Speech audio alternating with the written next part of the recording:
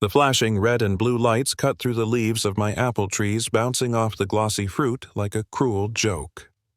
2 officers stepped out of the cruiser, their faces unreadable, while Brenda, my HOA president and self-appointed dictator of Sunny Meadows, jabbed her bony finger right at me and shouted, "That's her!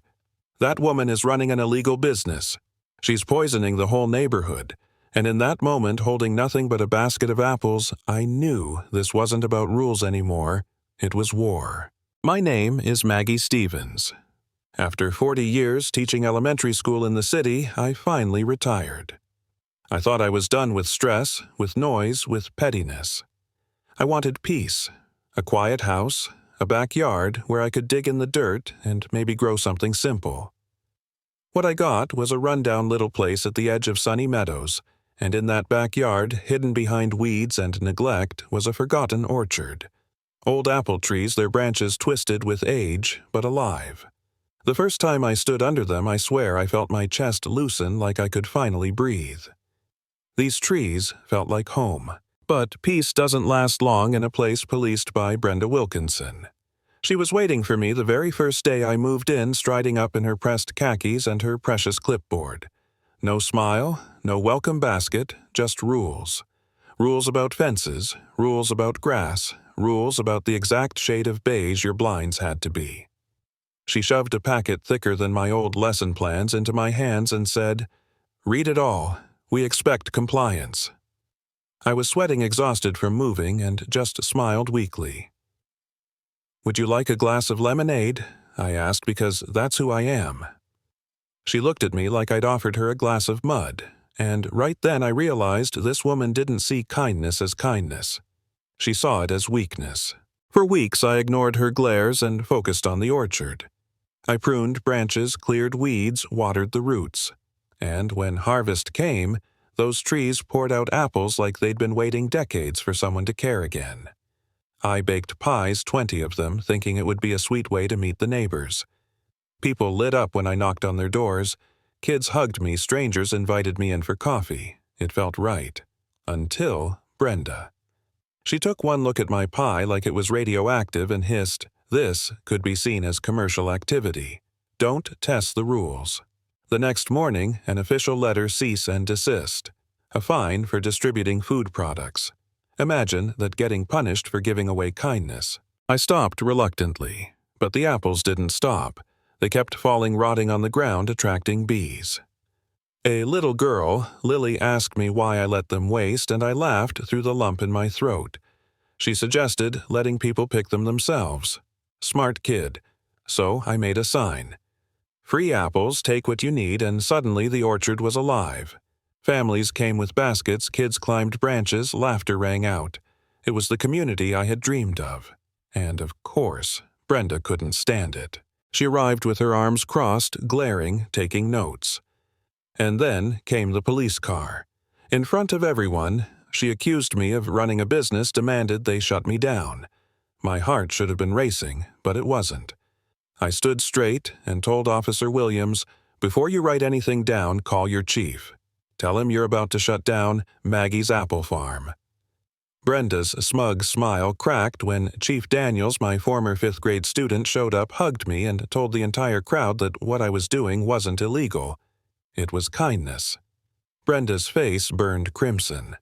She stormed off that day humiliated, but I knew humiliation doesn't destroy people like her. It fuels them. The very next morning, I found the letter that froze my blood. Remove and dispose of all unpermitted fruit-bearing vegetation within 30 days. They wanted me to cut down every single apple tree. Not just stop sharing them. Kill them. These trees that were older than the HOA itself, older than Brenda's reign of terror. I sat at my table holding that letter, and I swear the words burned my skin. For the first time, I wanted to give up. Maybe I was too old. Maybe this was all a mistake. I thought about packing it in, paying the fine, letting the chainsaws take the trees. Brenda would win, and I could have my quiet life back. But then my neighbors showed up. Sarah, with her little girl Lily Mark from 2 houses down. Chloe, with her sharp voice and kind heart, they all crowded into my kitchen. "This is crazy," Mark said, thumping the bylaws on the table. She can't make you cut down trees that were here before the HOA existed." And that's when old Mr. Henderson shuffled over, voice rough as bark, and said, "I remember when these saplings went in 1962. I watered them myself." My heart lifted. Proof. These trees were grandfathered in. They had a right to stand. Hope sparked, but Brenda struck again. She dragged an HOA inspector into my yard, had him measure distances, point at fallen apples, declare my orchard a health hazard. In front of my neighbors, she smirked and said, "Start calling tree removal companies now. Save yourself the embarrassment." That night, I sat staring out the window watching moonlight drip over the branches, and I thought maybe she's right. Maybe I am just a silly old woman clinging to trees. Maybe I don't belong here. The doubt crushed me heavier than any fine. But then I thought of Lily's laugh, of Daniel's hug, of Henderson's memory of love trees planted for a wife named Eleanor. That flicker of anger inside me hardened into resolve. I wasn't just fighting for apples.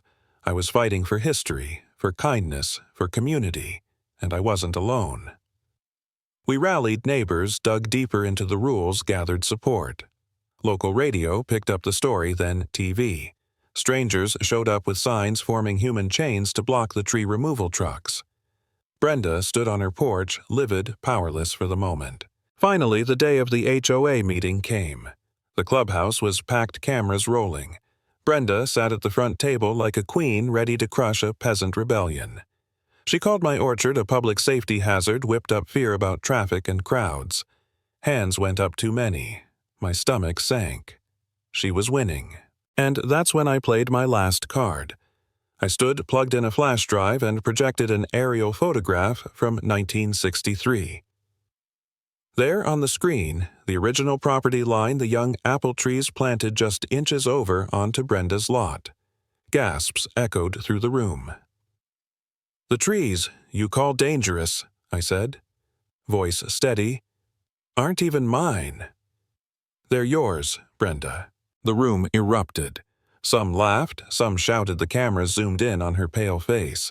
She sputtered, then shrieked, "I'll cut them down myself tonight." And with that one sentence, she destroyed herself.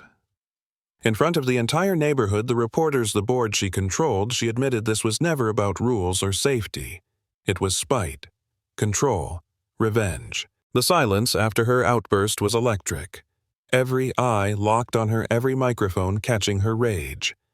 She realized too late she'd unmasked herself. Shame washed over her face, draining the fury. Without another word, she grabbed her bag and stormed out, slamming the door. That was it. The queen was dethroned.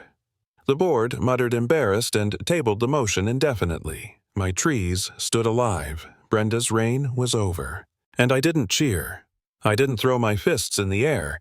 I just sat there breathing, feeling the weight slide off my chest. My orchard was safe, and the woman who tried to break me had broken herself instead. Kindness can be mistaken for weakness, but in the end, it's the strongest weapon of all.